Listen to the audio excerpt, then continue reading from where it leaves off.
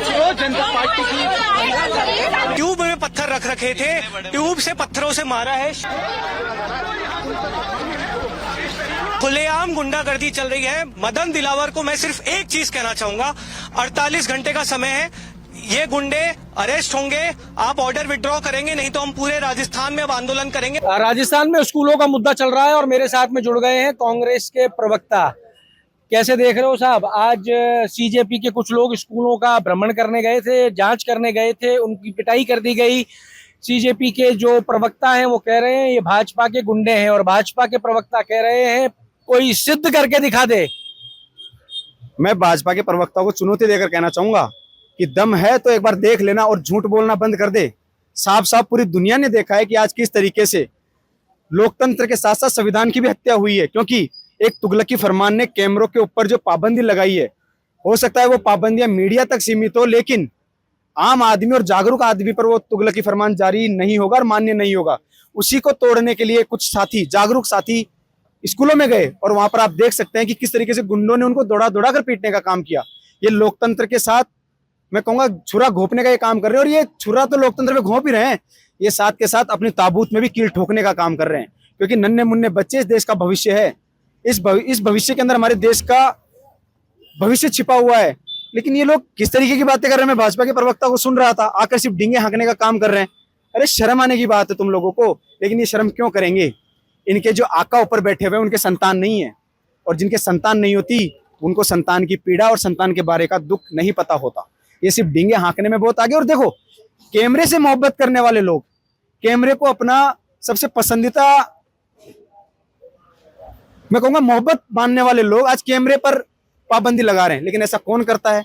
जब चोर चोरी करने जाता है ना, तो सबसे पहले सीसीटीवी पर टेप लगाता है। जब किसी को अपनी बात दबानी हो ना, या छुपानी हो, अपनी गलतियां नाकामियां छुपानी हो, तो कैमरे पर पाबंदी लगाता है। लेकिन कलम और कैमरे पर पाबंदियां नहीं लगती है। ये लोकतांत्रिक देश है, ये कोई किसी की बापोती नहीं है कि तुमने जो कह दिया वो हो जाएगा। कांग्रेस के लिए आसान काम हो रहा है क्या? कांग्रेस की तरफ से ऑलरेडी लोग ही पहुंचना शुरू हो गए, तो कांग्रेस को लग रहा है कि कांग्रेस के हित में चीजें जा रही हैं। देखिए, ये लोग कह रहे थे कि कांग्रेस के लोग आंदोलन करते हैं, अभी वो भाई बीजेपी का प्रवक्ता कह रहा था कि जमीन खोज रहे हैं। अरे आंखें तो खोल मेरे भाई, कांग्रेस तो आंदोलन कर ही नहीं रही है। कांग्रेस तो उन लोगों के साथ और सम्मान में खड़ी है जो पीड़ा से पीड़ित होकर अपनी बात रख रहे हैं। जिनको तुम लाठी गोले बंदूकों के आगे कर रहे हो, उन लोगों के हित के लिए कांग्रेस आगे आ रही है। तो कांग्रेस मजबूती के साथ हर उस आवाज के साथ खड़ी है जो आवाज अपना हक मांग रही है, अपना अधिकार मांग रही है, न्याय मांग रही है। ये लोग कहा करते थे, राजनाथ सिंह जी कहा करते थे कि हमारे यहाँ पर इस्तीफे नहीं होते। भाजपा का प्रवक्ता कहता है नैतिकता के आधार पर इस्तीफा हो गया। तुम कैसी दोहरे चरित्र की बात करते हो भाई? या तो राजनाथ सिंह झूठा है या ये भाजपा का प्रवक्ता झूठा है। वो हो सकता है, वो इनको आपस में तय करना पड़ेगा। पर सवाल ये खड़ा होता है कि कांग्रेस ने ये मुद्दे आज से 2 साल पहले क्यों नहीं उठाए? जब राजस्थान पेपर लीक से जूझ रहा था, जब कांग्रेस और कांग्रेस के नेता कहाँ थे इस विषय पे बात करने? मैं आपसे बताना चाहूंगा, आप मेरे वरिष्ठ भी हैं और आपको जानकारी भी होगी, जब राजस्थान में पेपर लीक जैसी घटनाएं हो रही थी और सरकार कांग्रेस की थी, तो कांग्रेस के दिग्गज नेता एआईसीसी के महासचिव आदरणीय सचिन पायलट साहब संगठन की बात को साइड में रखते हुए चुनाव से 4 महीने पहले अजमेर से पैदल आए थे, और वो ये सूचक था कि सरकार में सचिन पायलट की बात नहीं सुनी गई है, इसीलिए तो सड़क पे उतरना पड़ा। आपका उप मुख्यमंत्री अगर सड़क पे उतर के धरना देगा तो क्या संदेश जाएगा? देखिए, मैं आपसे बताना चाहूंगा कि हमारा सिर्फ और सिर्फ एक उद्देश्य होता है, आम आवाम की आवाज को बुलंद करना। हो सकता है इसको हमारे विपक्ष के लोग कोई भी नाम दे दें कि ये तो इनमें ये था, इनमें वो था, लेकिन उद्देश्य सिर्फ ये था कि देश के भविष्य के साथ कुछ घटनाएं घट रही है, उनकी ओर ध्यान आकर्षित करना था।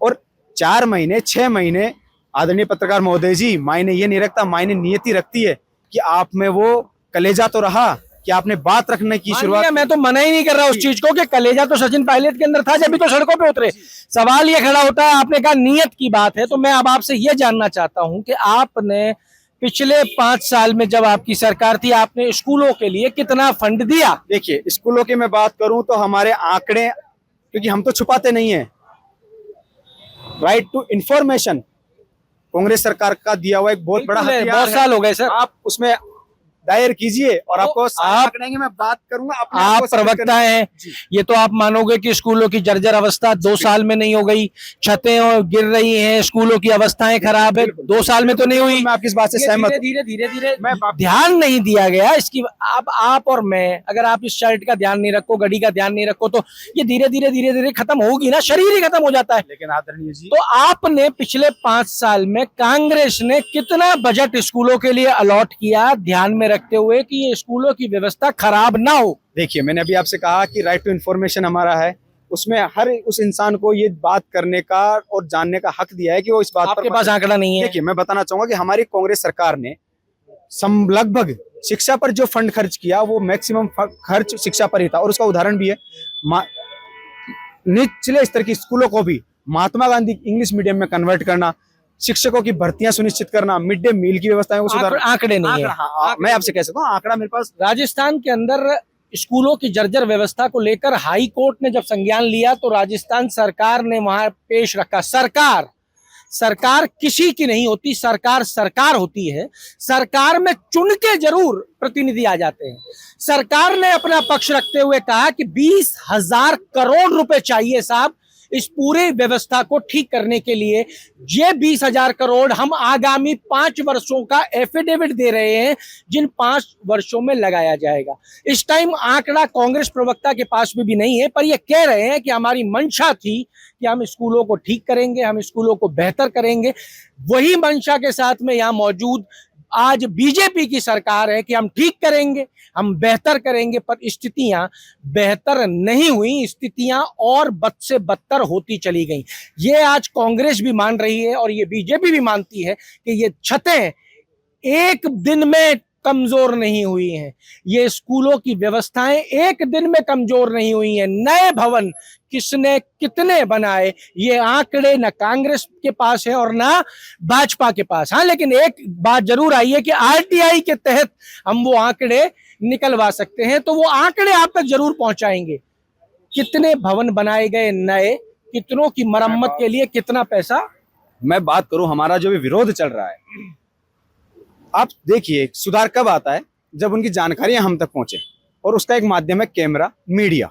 अगर आप उस पर पाबंदियां लगा देंगे, हम विरोध इसी बात का कर रहे हैं कि अगर इन पर पाबंदियां लग जाएगी। शिक्षा विभाग के अंदर हर 2 महीने में जांच करने के लिए कमेटी बनी हुई है जो जांच करके अपनी रिपोर्ट सबमिट करती है। अगर शिक्षा मंत्री को वो कमेटी रिपोर्ट नहीं दे रही है तो एक सवालिया निशान खड़ा हो जाता है। वो आपकी सरकार में भी। आपको हमारी आवश्यकता नहीं सर, आपके पास में रिकॉर्ड आ जाता है, रिकॉर्ड होना चाहिए। अगर आपके पास रिकॉर्ड नहीं है तो क्या कहेंगे उसको? देखिए मैं बताना चाह रहा हूँ ना, और मैंने बताया अभी स्पष्ट से कि अगर आज विषय ये है कि आज कांग्रेस सड़कों पे है क्योंकि कांग्रेस 2028 में सरकार बनाने जा रही है। हाँ या ना? बिल्कुल, कांग्रेस की बनाने सरकार जा रही है। आम आवाम बनाना चाह रही है, कांग्रेस भी और तो बन चाह रही है। कांग्रेस चाह रही है, जनता चाह रही है, चाह रही है ना? जी तो बिल्कुल। आज आप सड़कों पे इसलिए हैं क्योंकि आपको आपकी सत्ता आती नजर आ रही है। लेकिन विषय आज हमारा विषय है कि उन बच्चों का क्या कसूर। 85 लाख बच्चे तो निजी स्कूलों में पढ़ रहे हैं, सरकारी स्कूलों के अंदर लगभग 72 लाख बच्चे पढ़ रहे हैं। आप बताइए इन 1.5 करोड़ से ऊपर बच्चों का क्या कसूर? क्या ये राजनीतिक दलों की आपसी लड़ाई की भेंट चढ़ते रहेंगे? देखिए बिल्कुल आपका सवाल बहुत जायज मानते हुए मैं इसका जवाब देना उचित भी समझूंगा कि आपने अभी बात की हमारे 5 साल के कार्यकाल की, कांग्रेस के 5 साल तो दोनों के कार्यकाल की मैं आपको, लेकिन आप देख सकते हैं और आपका कैमरा भी इस बात का साक्षी होगा कि 18 से लेकर 23 तक भाजपा ने शायद कोई भी इस तरीके की बात सड़क के माध्यम से सदन में नहीं रखी होगी, और ये उसका ही प्रमाण होता है। सर पेपर लीक पे दुनिया भर के मुद्दे उठाए थे, किरोड़ी लाल जी सड़क के बाहर बैठे थे, अशोकनगर थाने के बाहर बैठे थे, आपने पंखा भी हटवा लिया था। सर बात हो रही है स्कूली बच्चों की। स्कूली बच्चों के अंदर अभी वो भाजपा प्रवक्ता बता के गए कि ऑडिटोरियम बिरला ऑडिटोरियम था। अशोक गहलोत ने पूछा सब ठीक है। अब मैं उस बात को अपने मुंह से रिपीट नहीं करना मैं कहना चाह रहा हूँ, हमारे डोटासरा जी ने कहा है, मैं उनकी प्रतिनिधि और कांग्रेस का प्रवक्ता होने के नाते मैं बात रख रहा हूँ। हमारे प्रदेश अध्यक्ष जी और निवर्तमान शिक्षा मंत्री जी ने कहा कि कह देने से कोई बात नहीं, आंकड़ों के आधार पर अगर गलत हो तो एफआईआर दर्ज कराइए। कहने वाले तो टीचर ही थे ना। देखिए एक और अच्छी बात, पेपर लीक का अगर लीक करने में गोविंद सिंह डोटासरा जी का हाथ रखा गया, किसने कहा? बीजेपी के लोग कहते हैं ना कि गोविंद सिंह डोटासरा जी ने पेपर लीक किए। अब तक जेल क्यों नहीं गए? सरकार आपकी है, जांच क्यों नहीं हो रही, अपराधी घोषित क्यों नहीं हुए? कांग्रेस अपने ही नेता को जेल में देखना चाहती है। जेल में अगर वो लोग कह रहे हैं तो जांच करवा कर दिखाए तो सही, लेकिन ये सिर्फ और सिर्फ निराधार बातें करने में भरोसा रखते हैं। आज का दिन हमारा ना तो गोविंद सिंह डोटासरा के लिए है और ना आज का दिन हमारा कांग्रेस और भाजपा के लिए। आज का ये दिन उन बच्चों के लिए है जिनके सपनों का क्या होगा। बिल्कुल कहिए। मैं लास्ट एक बात कहना चाहूंगा उन बच्चों से कि बच्चों, आपको घबराने की जरूरत नहीं है। प्रदेश के अंदर और देश के अंदर आपके हितों के रक्षक देश में राहुल गांधी जी और राजस्थान में कांग्रेस का ऊपर से लेकर नीचे तक बैठा हुआ कार्यकर्ता आपके हक अधिकार की लड़ाई लड़ेगा। आप आश्वस्त रहिए। इस सरकार के नाक में नकेल डालकर मैं आपसे एक बड़ा ही आसान सवाल पूछना चाहता हूं। आपने कहा छात्रों की आवाज बनने के लिए आप पूरी तरह तैयार हो। आप छात्रों की आवाज ही बनोगे या इन छात्रों के लिए कोई मदद भी दे सकते हो? अगर आप सब लोग तैयार हो तो क्यों आप भामाशाह बन के आगे नहीं आते? एक स्कूल की जिम्मेवारी आपका एक नेता ले ले। सर जरा से पैसे लगेंगे, एक एक स्कूल ठीक हो जाएगा, उन बच्चों का भविष्य सुनहरा हो जाएगा। आप आगे आओगे तो लड़ाई शुरू होगी। हो सकता है आप एक कराओ तो भाजपा के नेता 4 स्कूल ठीक करा दे। ऐसा कुछ क्यों नहीं हो रहा है? बिल्कुल, आपका ये सुझाव बहुत ही सराहनीय है और इसकी पहल भी होनी चाहिए। और वास्तविकता में ये एक आपने हमारे को अंदर तक झांकने की बात कही है, मैं इसका स्वागत करता हूं। और जल्द ही आपके कैमरे पे जिम्मेदारी के साथ कहकर जा रहा हूं, जल्द ही आपको बुलाकर और जितना संभव हमसे हो पाएगा आपके समक्ष, आपके सामने उन बच्चों के लिए वो काम करने की शुरुआत हम लोग करेंगे।